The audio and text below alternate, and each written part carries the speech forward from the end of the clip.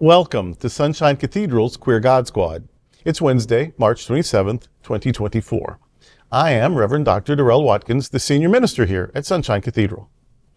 I am Reverend Dr. Robert Griffin, the executive minister. Faith and religion can be complicated for the LGBTQ plus community. Surveys show that evangelical faith is the justification for the greatest attacks on the LGBTQ plus community. I am Reverend Kevin Tisdall, the Minister of Education. The Queer God Squad is going to explore our religious community. Let's explore the big news of the day and what it means to you. This is live, and then we are available on demand. We are available on all smart televisions and your favorite social media. At Sunshine Cathedral, we're here to tell you that you are God's miracle, not God's mistake. This is the Sunshine Cathedral perspective. Easter and Passover are about death. Are they really LGBTQ plus appropriate? Yes, Easter and Passover have themes of death, but they also hold significant meanings of rebirth, renewal, and liberation. For the LGBTQ plus community, these holidays can carry profound symbolism and resonance. Easter in Christian tradition commemorates the resurrection of Jesus Christ after his crucifixion, symbolizing renewable, indestructible hope. For many LGBTQ plus individuals, Easter can represent a celebration of personal transformation, self-acceptance, and the possibility of overcoming adversity. Similarly, Passover is a Jewish holiday that commemorates the liberation of the Israelites from slavery in ancient Egypt. It signifies freedom, justice, and the pursuit of equality. The story of Passover resonates with many LGBTQ plus individuals who have fought against oppression and discrimination, drawing parallels between the struggle for LGBTQ plus rights and other movements for freedom from oppression. Both Easter and Passover emphasize themes of inclusivity, compassion, and social justice, values that are deeply cherished within the LGBTQ plus community. These holidays serve as opportunities for reflection, community, and solidarity, reminding LGBTQ plus individuals of their resilience, strength, and inherent worth. Ultimately, while Easter and Passover may have origins rooted in death, their meanings for the LGBTQ plus community transcend mere symbolism, offering messages of hope, liberation, and the affirmation of life in all its diversity and beauty. Well, these are two things, Passover and Easter. To not conflate them, I want to touch them one and then the other. I'm going to take a breath. Y'all get comfortable. First, a death angel flies over a nation to take the life of young children, while Moses' community protects themselves by marking their doors with animal blood to let the angel know to pass over their house. Do you remember that story? Mm-hmm. And so in the chaos following this mass infanticide, Moses leads his people out in search of a new home. I doubt if things happened exactly that way. I can't believe that Death DoorDash needed a sign to not kill the wrong babies. Mm-hmm. Hello. And I can't believe that mass infanticide is the best God could come up with as a plan of escape. But we don't have to take the story literally for it to have meaning. Many of us once saw AIDS as a harbinger of death, taking people seemingly at random from us. Some survived, others didn't. But those of us who survived the horrendous AIDS years also started dreaming of a new world where people would live and even thrive again without stigma or isolation. We survived viral bondage and dared to dream and search for a future filled with promise. Similarly, the Easter story is about liberation that follows violent death. Jesus makes a pilgrimage to Jerusalem, immediately causes a ruckus with an unsanctioned parade where he pretends to be a conquering hero returning home, and his friends and fans pretend to be his adoring subjects. This stunt may well be what sealed his fate. This story, it's told every year on Palm Sunday, and the story tells us that this is at the time of Passover, the day that celebrates a people's escape from an empire. Probably not the best time to act, as if you might be willing to have a go at the current empire. Jesus is arrested on charges of sedition. He is tried, convicted, and executed. But his followers felt as if Jesus was still with them, encouraging them to continue the work of hope and healing in a hurting world. That is, of waiting and working for the realm of God. They chose to imagine and work for and model in their own communities the possibility of a world where the last are first and the first are last, and no one is considered untouchable or unlovable. And that realm of God, anti-empire, utopian vision is what the first almost 200 years of the Jesus movement was really about. Always with the affirmation that somehow Jesus was still with them, cheering them on. So yes, Passover and Easter are about escaping and dismantling systems of oppression, dreaming of a promised land or a realm of God, and then fully committing to the vision.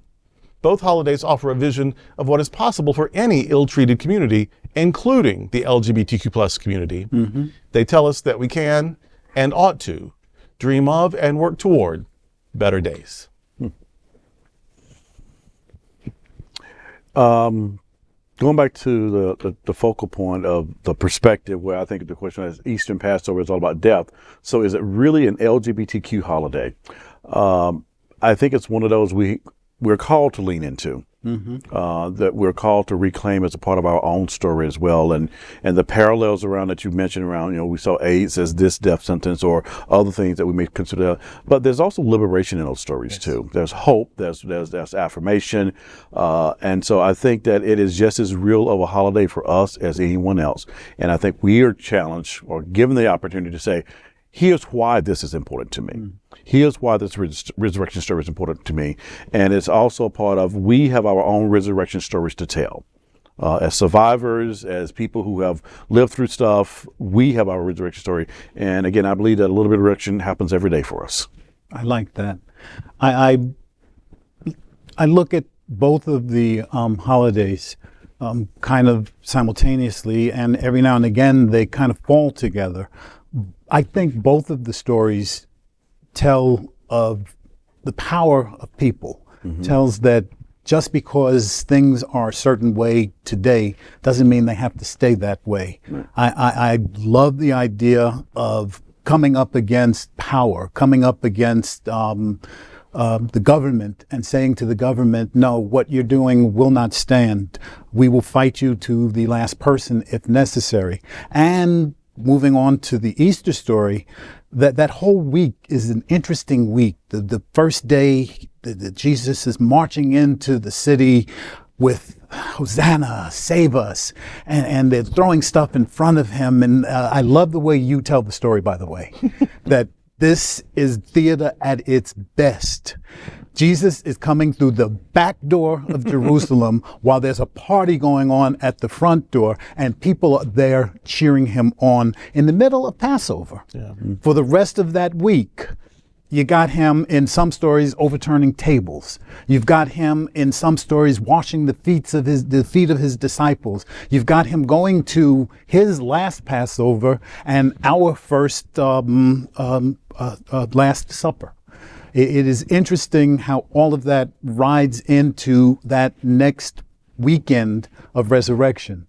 And I think that that's where many of us, straight, queer, any of us can get the idea that anything can happen. We can be anything that we want to be. And what happened yesterday doesn't mean that it's going to be what I am for the rest of my life. I can resurrect myself. And I think you said it one time, I can resurrect myself every single day. When every day that I wake up, I become a different person and I have a new opportunity to be something special. So yeah, battles lead to different things. And if we live long enough, if we continue to fight, we find that even when the Roman government is trying to hold us down, still I rise. Yeah, the similarities are, and this could actually be sort of a mid-rush, the Easter story, a retelling of the lawgiver who challenges the Egyptian empire, and the messianic figure who challenges the Roman Empire, and one who leads them out of bondage, and the other one who invites a spirit of liberation into them in their, so they have sort of freedom in exile, or rather they have freedom in bondage, but they just imagine this divine kingdom, and it's not about geography, and it's not about armies, and it's not about political figures, and so we can be part of this realm of justice and love and hope that has nothing to do with who's sitting on a throne. And so these are countercultural. they're very similar, and that may actually be on purpose. I also love that Jesus, because you mentioned the Last Supper. No, you mentioned the Last Supper. Somebody said the Last Supper, and that at that supper, he says, when you do this, when you share Passover again, remember me. Foreshadowing, he will be there. Next year, he'll be gone, because we see what's coming up. And so, but that's an old tradition. That's how you keep your loved ones with you. That's how they stay alive in your heart and in your memory. So the next time, remember me. They're doing it for Elijah. At the Passover table, there's this place set, the door's unlocked. We're remembering Elijah. So Elijah's kind of with us. And then if he were to show up, actually, he's got a place. But so he's saying, do for me what you do for Elijah. Remember me. And then so many stories after that.